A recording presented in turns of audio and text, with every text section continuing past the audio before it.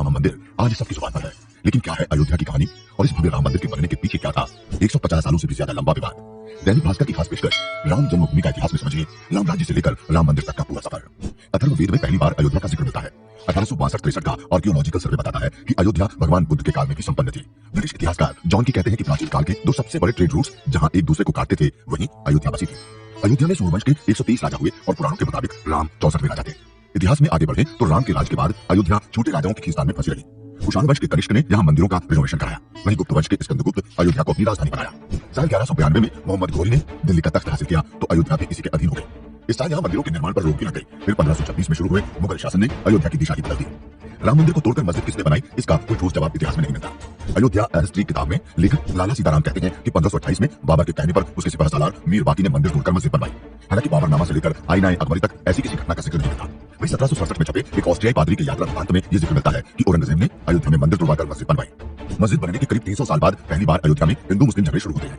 1855 में हनुमान गढ़ी पर मुस्लिम पक्ष ने दावा किया तो 1858 में निहंग सिखों ने बाबरी ढांचे में घुसकर हवन पूजन किया। 1885 में झगड़ा पहली बार कोर्ट पहुंचा।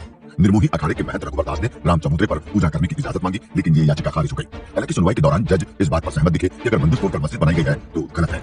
राम मंदिर के नाम पर राजनीति आजादी के बाद शुरू हुई। 1948 के फैजाबाद उपचुनाव में कांग्रेस ने इसे चुनावी मुद्दा बनाया और चुनाव जीतने के बाद इस मामले को हवा भी दी। 22 दिसंबर 1949 की रात बाबरी ढांचे में रामलला की मूर्ति प्रकट होने के बाद हिंदू संगठनों ने यहाँ पूजा अर्चना शुरू कर दी। तनाव शांत करने के लिए कोर्ट ने बाबरी ढांचे पर ताला लगवा दिया और मूर्ति की पूजा के लिए एक रिसीवर नियुक्त कर दिया। इसके बाद राम मंदिर की लड़ाई फिर अदालत पहुंची।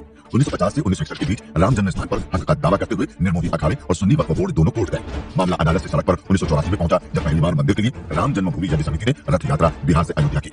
इसके 2 साल बाद फैजाबाद में गर्भगृह का ताला खोलने की एक याचिका दायर हुई। शाहबानो केस की वजह से हिंदुओं की नाराजगी झेल रहे राजीव गांधी ने दबाव डाला तो जिला प्रशासन ताला खोलने पर राजी हो गया। अब राम मंदिर का मुद्दा पूरे देश की जुबान पर था। 1889 में एक रिटायर्ड जज ने रामलला विराजमान की तरफ से कोर्ट में जमीन के स्वामित्व का दावा पेश कर दिया। इसी साल राजीव गांधी सरकार की परमिशन से विवादित ढांचे के पास शिलान्यास हुआ तो मुस्लिम नाराज हो गए। इस नाराजगी ने भाजपा को मुद्दा दे दिया और 1990 में लाल कृष्ण आडवाणी ने सोमनाथ से रथ यात्रा शुरू की। 31 अक्टूबर 1990 को उन्हें अयोध्या पहुंचकर कार सेवा करनी थी, लेकिन बिहार में ही उन्हें गिरफ्तार कर लिया गया। हालांकि कार सेवक तय दिन अयोध्या पहुंचे और विवादित ढांचे में घुसने की कोशिश की। जवाब में तत्कालीन यूपी सरकार ने गोली चलाने के आदेश दे दिए। 16 कार सेवक मारे गए। 1992 में सरकार और हालात बदले और फिर 6 दिसंबर 1992 को अयोध्या की सूरत ही बदल गई। लाखों कार सेवकों ने महज 6 घंटे में बाबरी ढांचे को गिरा दिया। ढांचा गिराने का ये केस सीबीआई कोर्ट तो राम जन्म स्थान के अधिकार का केस जिला अदालतों से हाईकोर्ट तक कई सालों तक घूमता रहा। 2010 में इलाहाबाद हाईकोर्ट ने जमीन को 3 हिस्सों में बांटा। एक निर्मोही अखाड़ा, एक हिस्सा सुन्नी वक्फ बोर्ड और एक हिस्सा रामलला को मिला। हालांकि 6 महीने बाद ही सुप्रीम कोर्ट ने फैसला रद्द करते हुए केस खुद ले लिया। 2014 में बीजेपी की सरकार बनने के बाद राम मंदिर मुद्दे की सुनवाई में और तेजी आई।